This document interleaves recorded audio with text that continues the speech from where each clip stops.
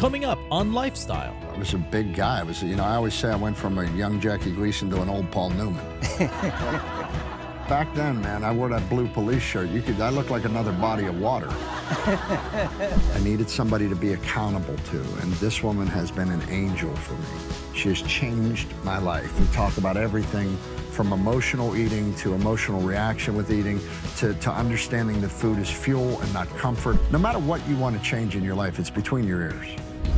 Welcome to Lifestyle, the award-winning life coaching show that helps you live your best life possible.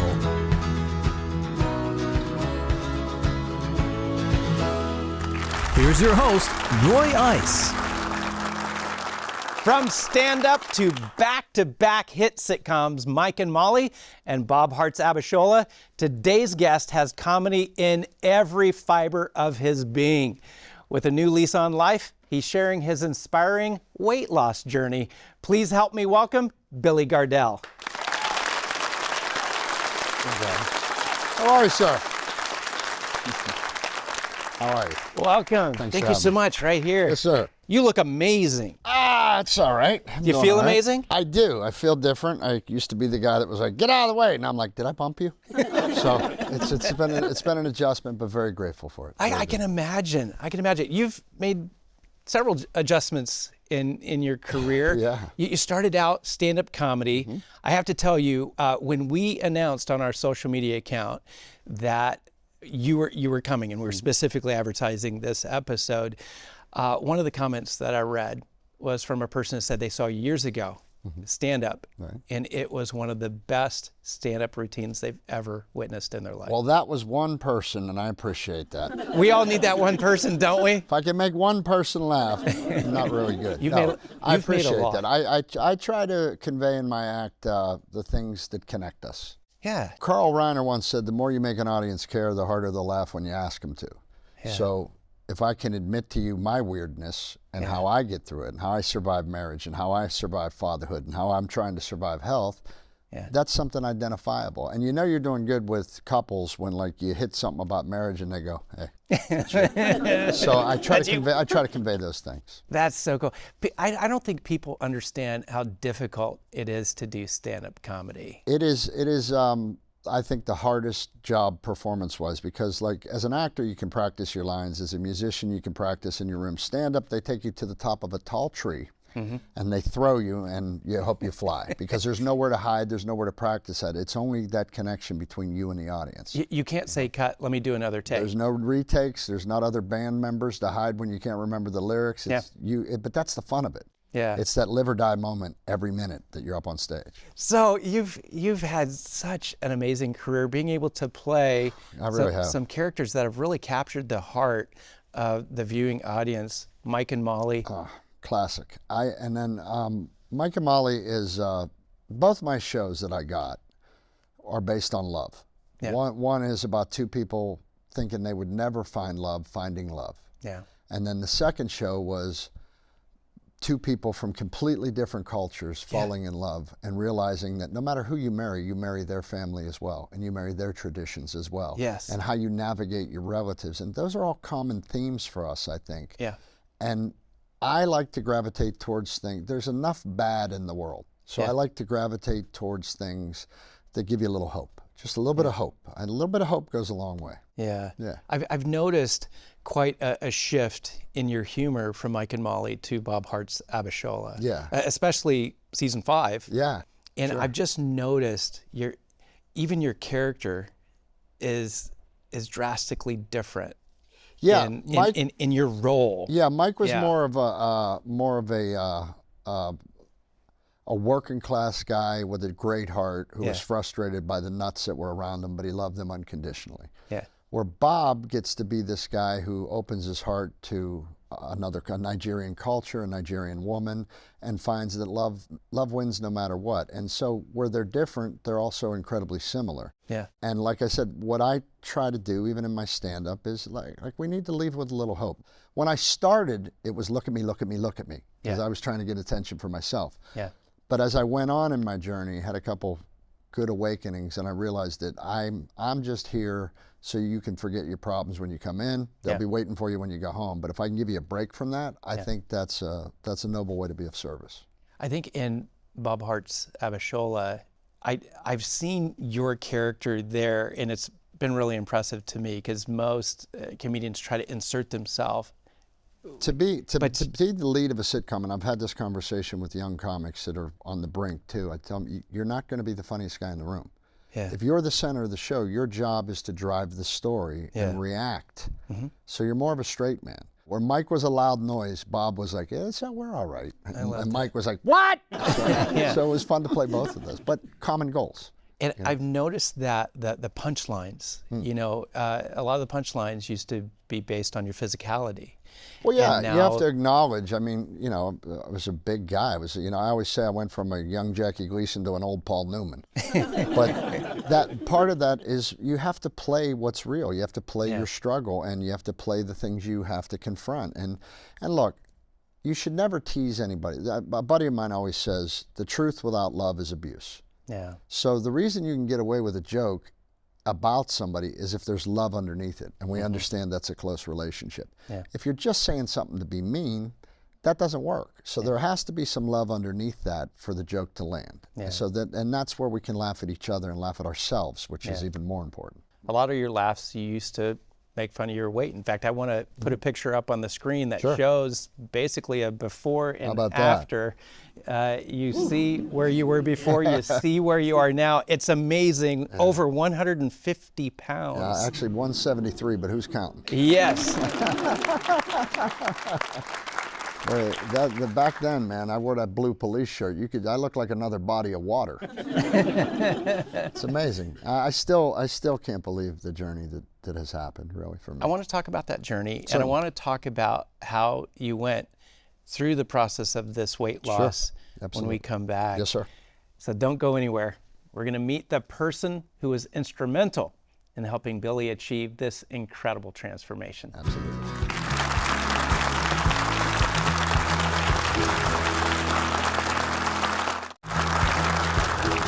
We're here with Billy Gardell, and now joined by nutritionist Terry Lubick. My coach. Terry, you are Billy's coach, his nutritionist. My friend.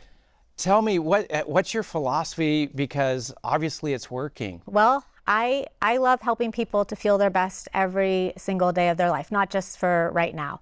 So I really focus on helping people to change their habits, the ones that aren't working for them.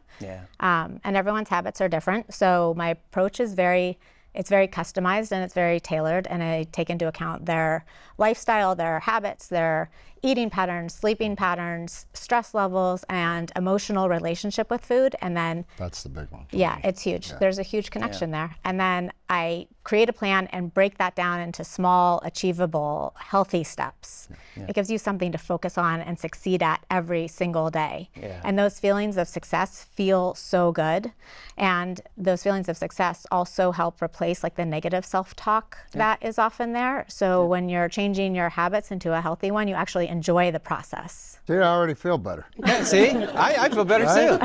No, you're just so positive, and it just I think really, that's a huge part of it. You have to have a positive mindset coming in. Now, Billy, you made a big decision to lose the weight, and you actually went through a procedure to kickstart the process. I think everybody's decision for weight loss is different. And for me, what it was I kept gaining and losing the same 35 pounds while I was heavy. And so I got to a point where we started working together on Mike and Molly. Terry was our first AD, and she also was building her business as a nutritionist. And we did some work together there, and I probably took off 35 pounds in that time, but I wasn't really ready to commit. And then I got away from her because I thought, well, I got it now. And then it got worse. And one of the biggest things you can do to change your life when you have something you can't control is to enlist help. People think that it's not strong to ask for help. It's the opposite. The true meaning of strength is to say, I don't know how to do this and I need help. Then you can begin to address what's truly wrong. So I went another few years and kept getting heavier and heavier, and I got so heavy I couldn't even To move to exercise hurt. Then I developed type 2 diabetes, and it was getting worse and worse and worse. So I had looked at the consultation for bariatric surgery, which I did. I went to 2 of them and chickened out twice because I wasn't ready to commit to what it was going to take afterwards to maintain this weight. And what I knew I needed then was I knew I needed to commit, and I needed a guide. I needed somebody to be accountable to. And this woman has been an angel for me. She has changed my life. And, you know, our families are friends. Her husband, Jesse's a great actor in his own right. My wife, Patty, like we've all known each other. So there was already a trust built there. But she's great at what she does. And it was the addressing of that. So I went and got the bariatric surgery. And I always tell people, if you're thinking about it, because a lot of people text me online or on social media and say, you know, did it work? Did it work? What did you do? I always go, don't think of the surgery, that's what you choose to do. Don't think of it as that's the answer. That's the beginning. What comes after it, the commitment to life change and mental change that comes after that is what makes a successful transformation. And then I want to say one other thing. The reason I'm so open about this surgery is because I hate the misinformation that's out there online right now. Like there's a commercial where they said I ate magic gummy bears to lose a bunch of... That's how you did it. Gummy bears is what got me in this predicament in the first place. So let's use our heads. It's about that change with the surgery was just the beginning, but building that relationship with Terry where we talk about everything from emotional eating to emotional reaction with eating to understanding that food is fuel and not comfort, like all those things. We break them down every week, man. Every week I tell her everything. I tell her if I cheated, I tell her if I was thinking about cheating with candy or whatever, if I was thinking about it, and then we go into, well, why did you do that? And we get down into that, and then we start taking different directions. And we do stuff every single week. We have a half-hour meeting or an hour meeting every week, and I just come clean with what I'm thinking, what's going on, and we talk about how to prepare, how to be consistent. Consistency is what she constantly preaches to me. Consistency, that's what keeps it going. Terry, what are some of the reasons why people who you're working with cheat, stop doing the recommendations? Well, I think you need to have a plan that works for you long term. So I feel like excess weight it's so heavy on a person, and it has such a negative impact on a person, not just physically but like mentally and emotionally, that people are desperate to lose the weight. And so out of that desperation, we often are impatient with a possible healthy long-term plan. We don't give it enough time to actually work. We don't let our bodies have time to adjust to it. And then we're drawn to these like fad diets out there that promise, you know, fast results, quick fixes, you know, speedy weight loss. And so we're drawn to these instead. And it can actually make things worse because it's messing up your body's natural metabolism. They don't necessarily have your health in mind, and they are usually short-term plans. So you aren't changing your habits. Yeah. You know, my own battle with keeping the weight off is the problem is the weight begins to leave my body up here, and it takes 4 months to get down to the belly, which is my challenge. I used to always say, fat guys, we drain from the head down. But it's that slow progression. It's that understanding that you can't undo years of damage in 2 weeks. Yes. Yeah, one of the great things she straightened out in my head was my relationship with food. Yeah. No matter what you want to change in your life, it's between your ears. It's between your ears, man. Everything else comes from the surrender of, I need some help, and I'm willing to listen to the things I didn't want to listen to before. It changes everything. I want to spend a lot of time on that because you've mentioned it's between the ears. Absolutely. We have to take a break. Yeah. So we'll talk about that when we come back. So stick around.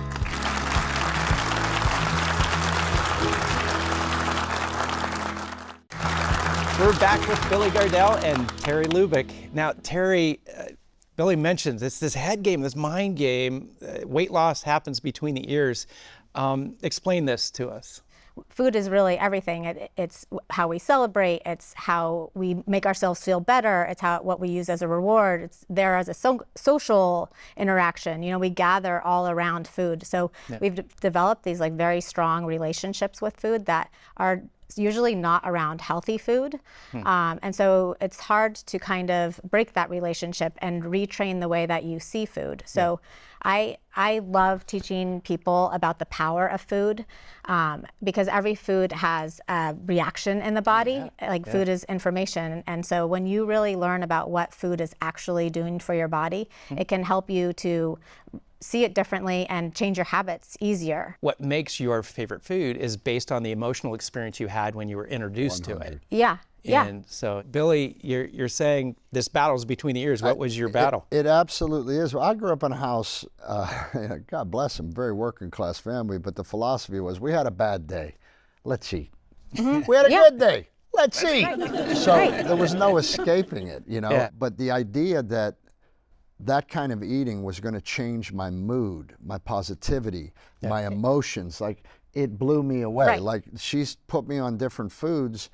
And I'm telling you, it has changed how I feel during the day, how I move during the day. Absolutely. There's no more lethargy during the day. And that was just from food changes. But that all again comes from being willing to do what you didn't want to do. And that comes from going, you know what, I can't do this alone. You know, my wife Patty, God bless her, who's been with me through everything, she calls me New Billy. Because it used to be like if she forgot something upstairs, I wasn't going up there to get that. I couldn't get up. I'm like, well, we'll see that at bedtime. But now I just run up and get it and run back, and she's always like, I like New Billy. So the idea, and then to be able to go do things with my wife, man, because my wife's like, she likes to walk. She wants to go to yoga. She wants to, you know, I used to be like, see you when you get back. So now I get to do those things with her, and it's brought us closer. So the more you take care of your health, I believe there's a spiritual connection for everybody who loves you too. You become closer and more involved, and then to be able to do the things that I never thought I'd be able to do at 54 is. Now there's two choices there too. You can go, well, I should have done it so much sooner. Hey man, enlightenment doesn't care when you get there, as long as you arrive. And if you stay in that place, it keeps getting better. I'm so grateful for where I'm at right now. Absolutely. Thanks. We're both over 50. We have to find energy anywhere we can find it, because we don't have the same man, I can hurt myself sleeping. So I got to be careful out there. I got to take care of the engine, you know? Absolutely. As we're getting older, it becomes more apparent that it's not just you need to take care of your bones and your muscles, but your brain. And food is very powerful, and that's what I love. I love teaching people about that, because you can use it to your advantage to feel your best, because it's not just it's not just a physical like vanity thing. It's emotional and psychological, and it affects everything. We want to look good for the wedding photos. We want to look good at the Christmas photos, and that is a payoff. But I feel like we always have to have this consistent. But what after that? Are we just going to relapse after that? Well, I think the key to that is enjoying your plan. Like you want to have a long-term plan that you can stick with and be consistent with, but you have to enjoy it, because food is very enjoyable, and like we're talking about, it really is everywhere. So you don't want to feel deprived, and don't focus on things that like you can't have. If you focus more on what you can have and why you want that, and how you're healing your body, and look at all the positive things, and feel and remind yourself constantly about how good you're feeling, and how you're wearing a size, large shirt, and crossing your legs in the chair, and getting up the stairs. My big motivator, when we talk about it, is my wife and kid. That's one of the fires for me every day. And because my wife loved me when I was at my absolute worst, not a penny, unhealthy, and yet she saw something in me. So I'm trying to stay healthy now, to be present and be thankful for that time she was by my side there. So I'm trying to give that back now. And the other thing is, when you're a parent, you do dad math after 50. You're like, all right, if I can live to 75, he'll be 40. So I want to give myself that best shot. And where I was at before this, I was denying, because I want to be there for as much of his life as I can be there for. I want to be there. I want to annoy my wife for 20 more years. You know what I mean? I really love her. That's something you don't hear a lot of comics say, but I understand what this woman has stood by me through. And so now I want to make it about our time. I love that. Thanks. I love that. In closing, I know that it's not just about things in the future that you want to do, but you were able to do a lifelong dream because of the weight loss. What were you able to do? when I lost my weight, my wife and I got married in Hawaii. Hawaii's a very spiritual place for us. It's the only place I've ever been that I didn't want to come home. So if there's any Hawaiians out there, chee-hoo! But it's so special to me, man. And that was the thing I went after. I told her, I said, I am going to go take a surf lesson in Hawaii, and I'm going to stay out there until the sharks eat me or I get on that board. And my son and my wife were on the shore. And oh God. I brought a tissue. It was so big. My kid was filming me.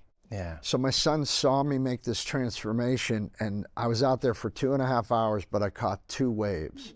And my son saw me get up after being this huge guy, saw me stand on a surfboard and surf it in. And you could hear him yelling over the phone, like, way to go, Dad. And it was like, man, it was like riding God's hand. There's no, I can't explain what that was. And that is something that is, I don't care when it happened. The fact that it happened is so powerful. Look, there's nothing you can't do if you're willing to change. That's it. That's it.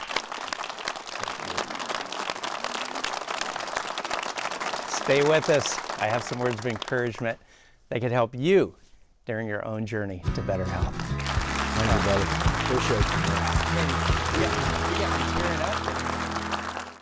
Anyone who struggles to lose weight understands that there is a lot of great advice out there, but following that advice is easier said than done. It can all be so overwhelming, but it doesn't mean you have to stay stuck. Taking a step, even if it's a small step, can be all the difference in the world.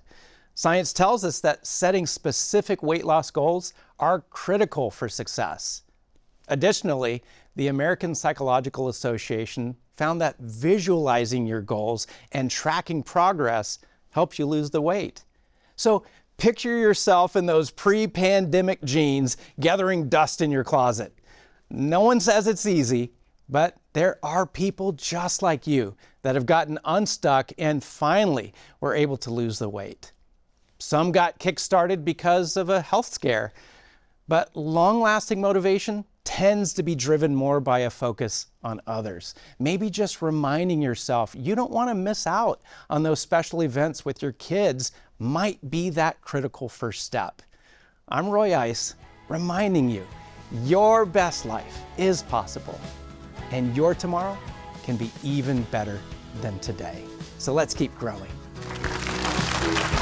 That was amazing. Thank you. Don't forget that you can find exclusive content on all of our guests. Check us out on social media using the handle Lifestyle with Roy.